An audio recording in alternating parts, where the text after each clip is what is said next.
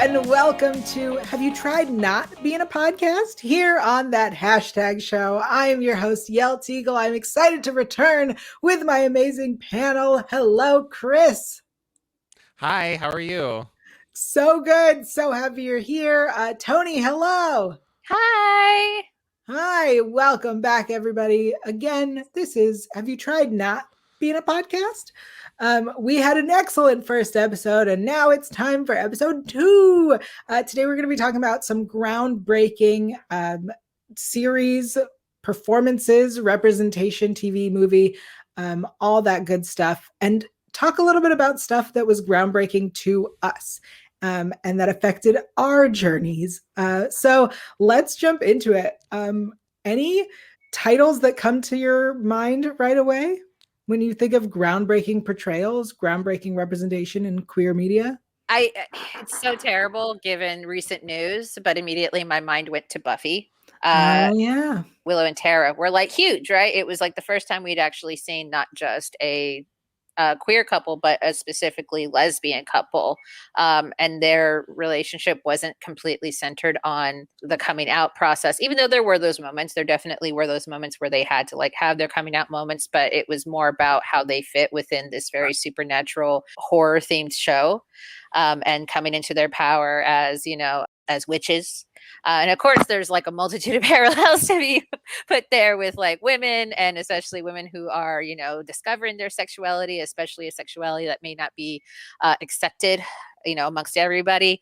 And of course, you know, the supernatural and horror themes.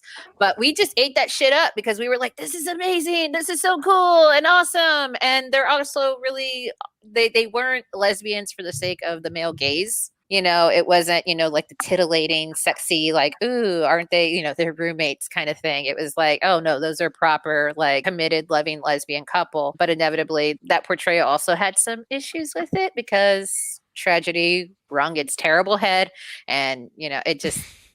there's definitely some problems with that, but that's what I remember as like the big like moment in, you know, in terms of like representation. But again, given what we now know about especially Joss Whedon and certainly looking back on just some of the portrayals and the plot twists, it's not like the greatest.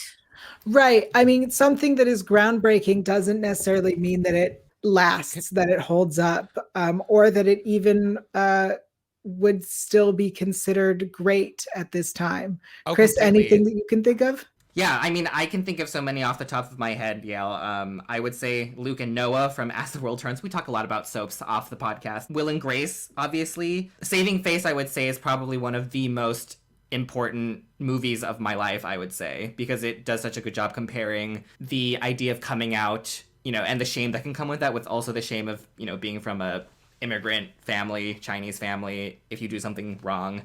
And also, even though there's a lot of baggage there, Glee. Oh, yeah, Glee. Oh, yeah, that show. Another big one that I know was really groundbreaking for me was Rocky Horror Picture Show. Growing up, that was where I spent my Saturday nights. I was definitely part of the Rocky Horror Picture Show family. And I didn't necessarily understand everything, but 13-year-old me was like all about it. And it meant a lot because I could see the people that I was with, I think, were the ones that were giving me representation more so than the people that we were, you know, the big screen. Yeah.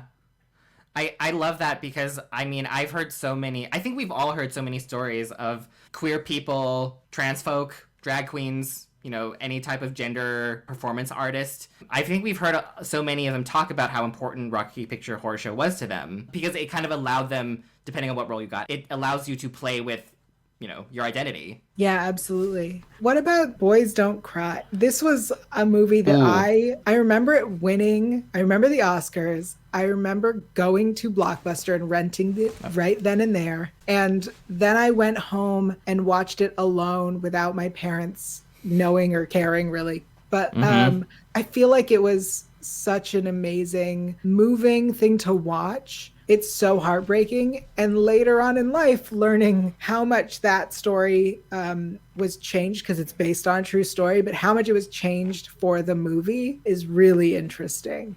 Oh, I did not look into how it was changed. I haven't seen it. Oh. I think I avoid those kind of films just because, especially like I was firmly a child when Matthew Shepard happened. Mm-hmm. And I remember a lot of discourse happening around like, the hate crime discussion.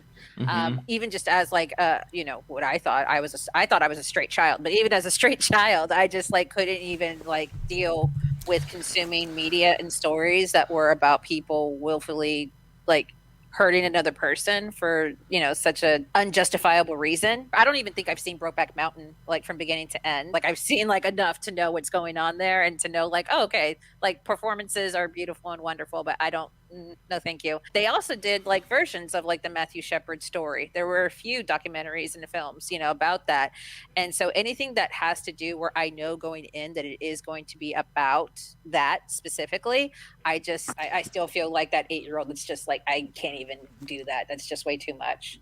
No, I completely understand that. I would never pressure anybody to watch Boys Don't Cry because it is a very graphic and heavy movie in some parts. And I'm just realizing that I've blocked out some of those parts because they were not very fun to watch. Right. Yeah. But I don't want to minimize Yael. Yael has a really wonderful reason to love it and to like, but I No, of course not. No, I don't think you're doing that at all. Oh, no. Okay, good. I mean, both Boys Don't Cry and the Laramie Project, which was the Matthew Shepard play, which then got made into a movie. Both of these, I think, yes, it is very much trauma porn. These are award-winning pieces that, as we've seen through history, the Academy likes to reward trauma. And yes, artistically, they are well done and beautiful. That said, watching Boys Don't Cry now, not just knowing the stories that were cut out of it, but also it was problematic when they made it. So, groundbreaking doesn't mean that it holds up. Groundbreaking doesn't mean that it's still great. It means that it broke ground. Will and Grace is a great example. It broke ground and then it came back and was not any fresher.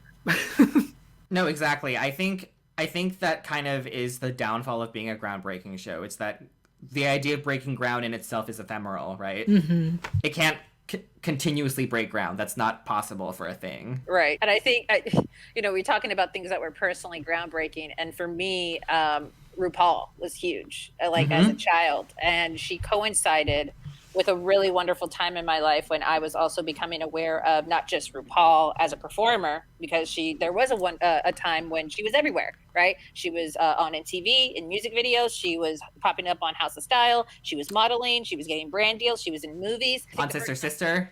Right. Yeah. The first time I ever saw her, I think, was like the Brady Bunch movie where she plays the guidance counselor.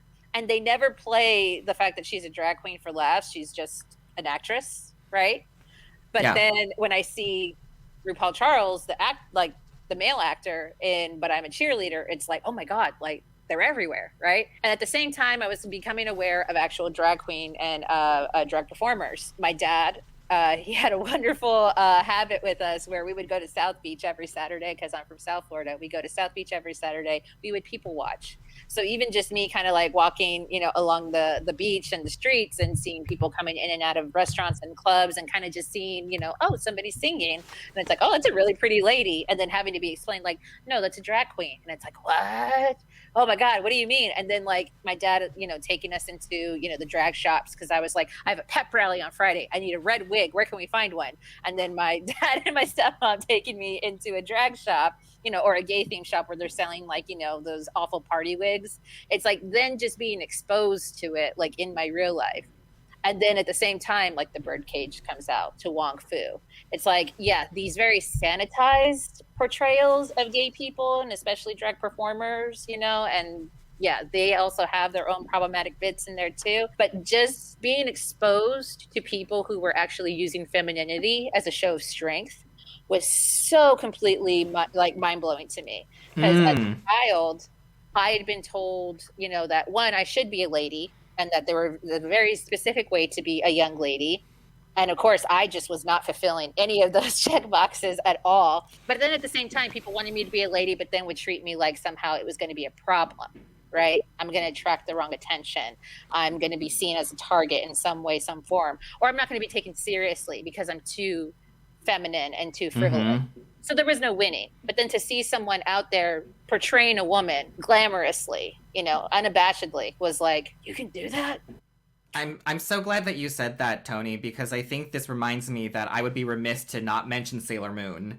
Yes. I think that's why it's such an iconic show to queer folk, especially in the States, because it was the celebration of femininity. And there really was no other American show quite like it during its airing in America. But even then, it was like rock stars, but they weren't like quasi-magical because somehow they're qualified enough to be spies and supermodels and a rock star band, but it's not as cool as Sailor Moon. Let's just get that out of the way. It's interesting you bring up other things from other places.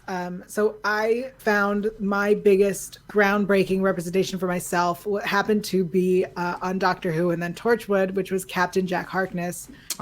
Seeing a character who, as was said, is from the future where we have gone into the stars and, gender or species is not relevant to them. And I remember being like, oh yeah, like that makes sense. So, that's not an American show. And the other show that also I think really affected me was Lost Girl, which is a Canadian sci-fi show. And the main character, she's a succubus and she just, is sexual and is happy. And that, it's odd to me, but, sci-fi is, I think, what gave me the most confidence in being myself. I just want to drop one more thing. I also want to just shout out female comedians because I was also finding like Whoopi Goldberg. Right. And even Ellen, even though now that we know what we know, but still she was like the first. Again, groundbreaking for the time. Right. Margaret Cho, right. I love Margaret Cho. Finding these women who didn't fit into a particular box, especially the box that my own mother was presenting to me as like how to conduct yourself as a lady and to be successful as like a girl and later on as a woman, like to find these women out there who aren't feeling like they have to do the heels, the dress, the hair, the whole like thing, right? And they can be themselves and they can be successful and they can be funny and witty and valued for their brain. It was just like, there was something really awesome about that, but to also know that I found them glamorous in a way that I didn't even understand that glamour could extend past pretty. It didn't have to be femme. It could be like, it could be masculine. It could be a mix and the juxtaposition of femme and masculine and even beyond. That binary where it was just so amazing to see that and to see that celebrated and uplifted, especially they were everywhere for a while. And you still there's a conversation there to be had about, comedy's inability to take seriously pretty sexy comedians, female comedians. But as a young girl, it was so great to see people who were playing with gender expression in a way that was authentic to them and not necessarily as experimentation, that it just felt like this is just who I am and this is how I'm going to be, even though I'm getting these opportunities. Yeah, to get super nerdy about it, I kind of love this idea of expanding the definition of glamour from just, feminine traditional beauty into an illusion, right? Like the glamour of gender. Speaking of being nerdy, though, I did also want to give a quick shout out to video games as well, because I think they're also very important for people who play them, because that level of interactivity, it is also very, I would almost say it just adds a level of affirmativeness that you can't find in, non-interactive media like, traditional film and TV.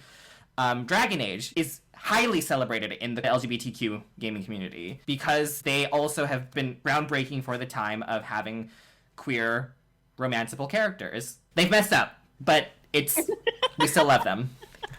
Are there any things you can think of that are more modern, that are groundbreaking? I would say Modern Family, really one of the big things that I know came out of that show, and I say modern, it's over already, but one of the great things that came out is that people across the US started to understand what queer marriage might look like, and therefore this show allowed that to or helped allow that to continue to pass and become, as we say, sometimes people really struggle because they've never met anybody, and media is how they have to meet these people. And so they met Mm-hmm. Mitch and Cam, and that helped them see what was possible. Absolutely. I mean, I think we mentioned it last episode, but I think people really enjoyed that conversation between Stevie and David when David was first explaining his pansexuality to Stevie in Schitt's Creek. You know, I think that is such a great example of like having a really smart, funny,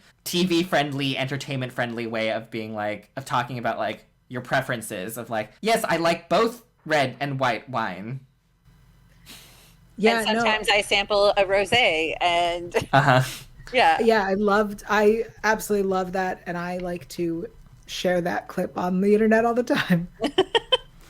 Yeah, I think for me also, I don't think enough can be said about how user generated content, you know, YouTube, Instagram, TikTok especially since it's such a great and flexible medium, just having people not only, you know, it's honestly folks that are on there sharing their experiences that are, you know, that we're told are very honest and candid experiences, and also other folks who are creating content that isn't yet on TV or on screen, you know, in a movie theater somewhere.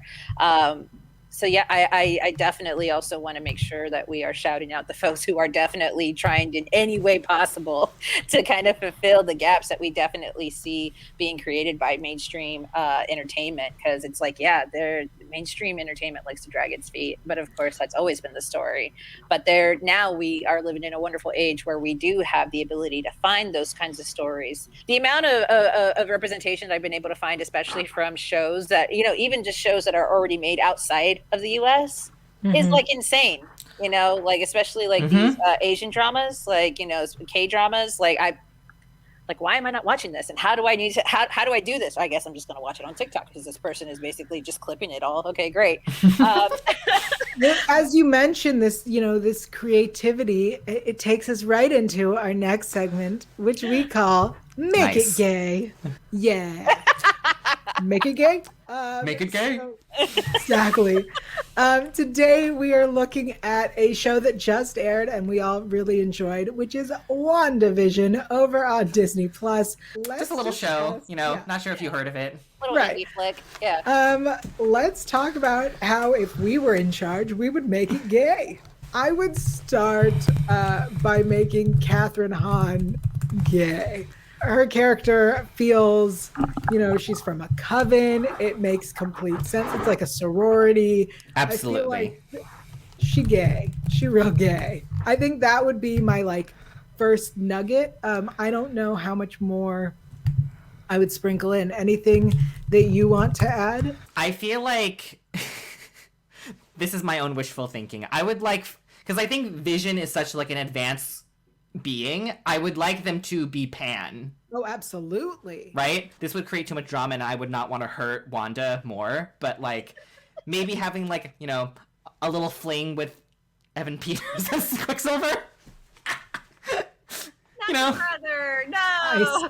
I see. I mean, I definitely agree with you that it would make sense. I think Vision being pan actually is likely. Yeah.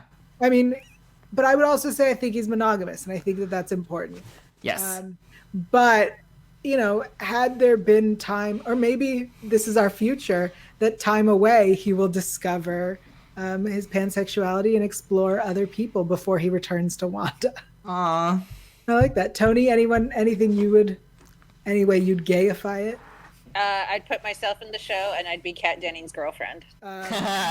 First of all, you'd be fighting me for it. And second of all, love triangle. Yeah, I don't doubt that Dr. Darcy Lewis is queer. Right. Oh no, absolutely. There's a very specific way in which she interacts with Thor in which she's not at all impressed by like his pheromones, his physique or whatever. She's probably just like, hey dude, like is something that just feels very much like, yeah, it's not just, or maybe it's just not his type. It's just not her type at all. But yeah, I think Kat Dennings, especially playing Darcy, yeah, there is something very much where it's like, again, we're just right there. You know, we're talking about making characters that are just right there, and it's so obvious that they're either coded or that maybe even the actor who's playing the character maybe even intends to play the character this way. But because there's no romantic opportunity for Darcy within WandaVision itself, it's never come up. which is okay, fine, cool. Oh no, but they do this little love thing with her in her world with the intern or something? Yeah, she had a partner. I still think she's queer.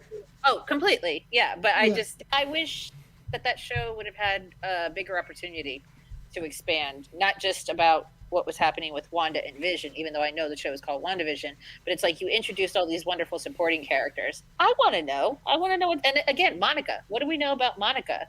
Or, right, that's Monica? Not Maria? Mm-hmm. Right? Mm-hmm. Okay, great. Yeah, we don't know anything yet about Monica's life yet. Like, we do know that she had 2 moms, so. And again, we're not addressing that. I really hope we get like a really great series of Photon or a movie of Photon. Like, I would buy everything. Right. Absolutely. If you have thoughts on how to make WandaVision gay, let us know in the comments on our YouTube or wherever you're listening to our podcast. But that was Make It Gay.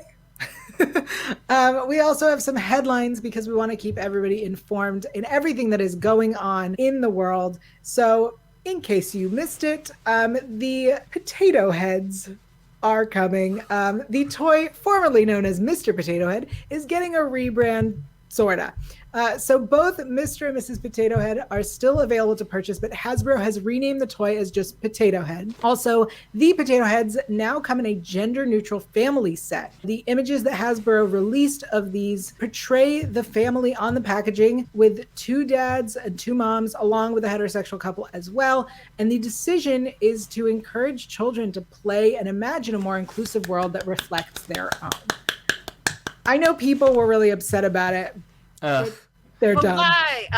It's so dumb to me because I'm like, if you don't like it, then just don't pick to make. Just make one potato male presenting and one female presenting. Like that. Hey. The whole point is choice, people. Like. Yep. Idiots.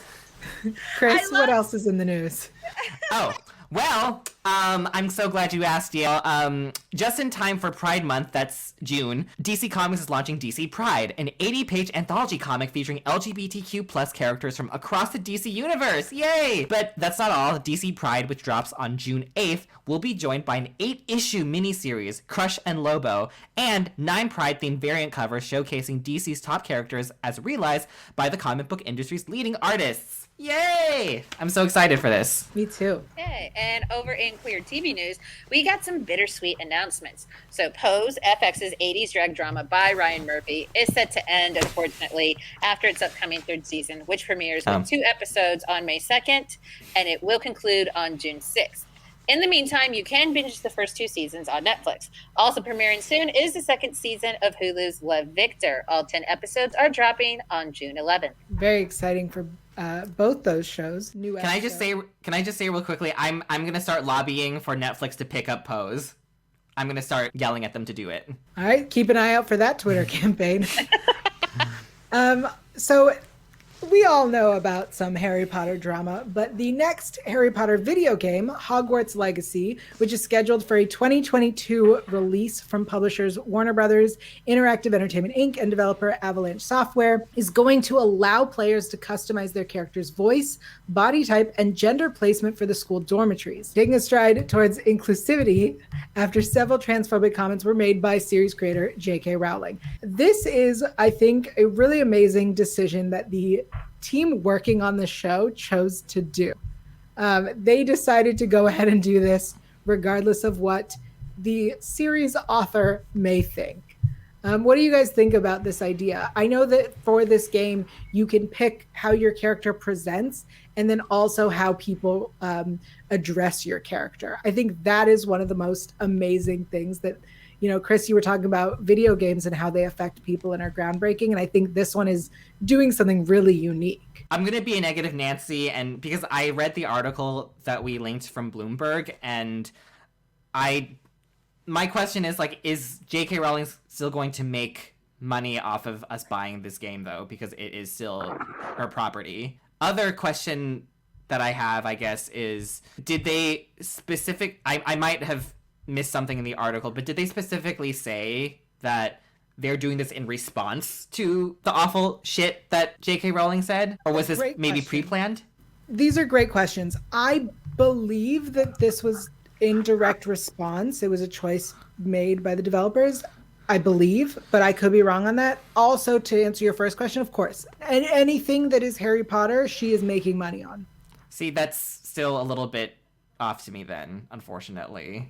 Yeah, I've seen conflicting information on the internet, and again, I don't have like the right sources, I think, to be able to say with any confidence about which one is the right piece of information I've come across. I have seen those where, people are saying that she played, they basically are just paying for the licensing, right? So she's made her money, and then the sales of this doesn't really go to benefit her. It goes to benefit the developers of the game. And then I have seen the flip of that, which is, yes, of course, it still goes on to benefit her specifically. And not only that, but anything that raises the profile of Harry Potter is still going to benefit her because she can still go ahead and move forward and profit off of that in the future. It's just one of those works where she's just so associated closely with that work. Right. And I think as I'm in marketing myself, that's my day job. I think it's a brilliant move on the part of the developers to include this if this is a direct response to her transphobic comments, because the way in which the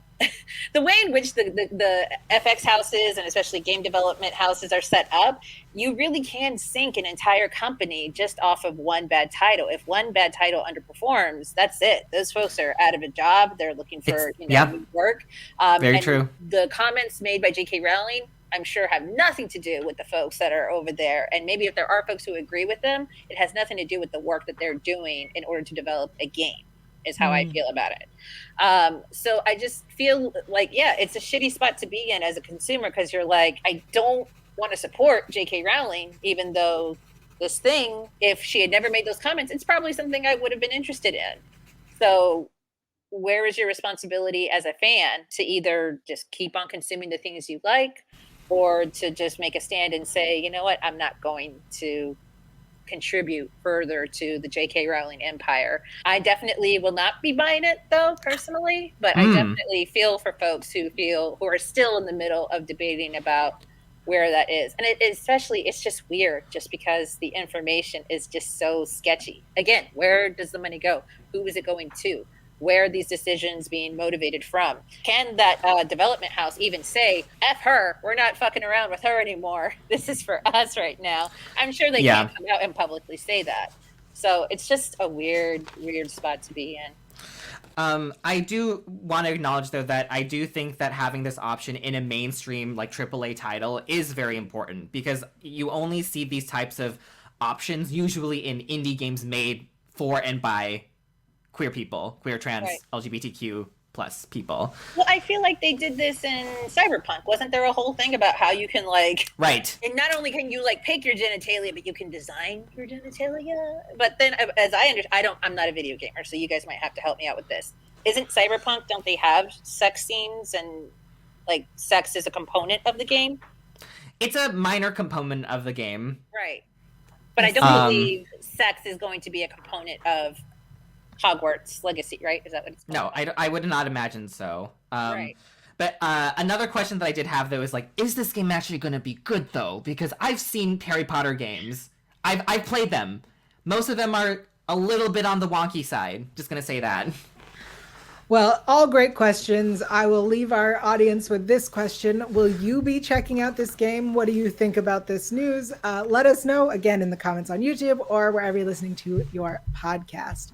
You know, instead of another headline about a Houston bakery that is being sued for discrimination, we are spotlighting LGBTQ plus owned companies, especially ones that are giving back to our own community. So today I want to tell you about Intrigue Chocolate, where every flavor tells a story. Intrigue Chocolate is a small artisan chocolate company from Seattle that explores flavor through the medium of fresh chocolate, specializing in confections such as truffles and spiced chocolate bars.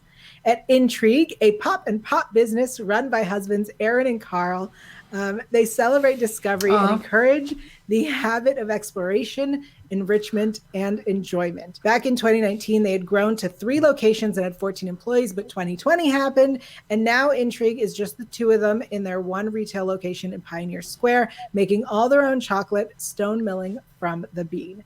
We are so grateful to be pairing with them to bring you a discount code through April 15th to get 10% off on their website. That code is that hashtag chocolate. That's right, that hashtag, the word spelled out, chocolate. Again, you can use it during checkout for 10% off your chocolate order. The offer expires April 15th, 2021. And of course, we also have that 25% off with Fluid Beauty with the code hashtag 25 or hashtag show 25, sorry. And we've extended our giveaway with Fluid Beauty till March 25th. So again, to enter that, you got to follow that hashtag show and Fluid Beauty and us, the three hosts. Like the post on Instagram and tag your bestie. That is for the Fluid Beauty giveaway. And that is it for Have You Tried Not Being a Podcast? So until then, Chris, where are you and where can everyone keep up with you? People can keep up with me on all social media at One Winged Chris. That is one spelled zero. Oops, not zero. I'm sleep deprived. ONE, not the number one. I have things in the works, but you can find me right now on TikTok with the same handle. Great. And Toni? Yeah, you guys can find me on all the social medias at the Toni Sanchez, Toni with an I, Sanchez with a Z. I'm still a co-host over at Astonishing X Show, where I get to talk about all of my X-Men opinions. And I am a frequent guest host over at the Fresh Podcast of LA. That is a Will Smith appreciation podcast. You can definitely check me out there. We're almost at the end of season 1. There's so many episodes in the Fresh Prince of Bel-Air. Oh my God. But yeah, that's pretty much it. And I'll see you guys the next time. Yael, back to you.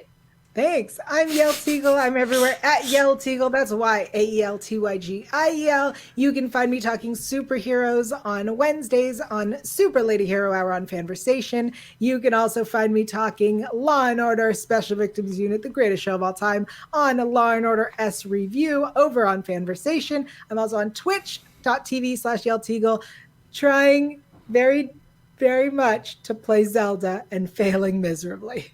That is it for us here at That Hashtag Show. And remember, have you tried not being a podcast? We'll see you next time. Bye. Try a little harder. Bye.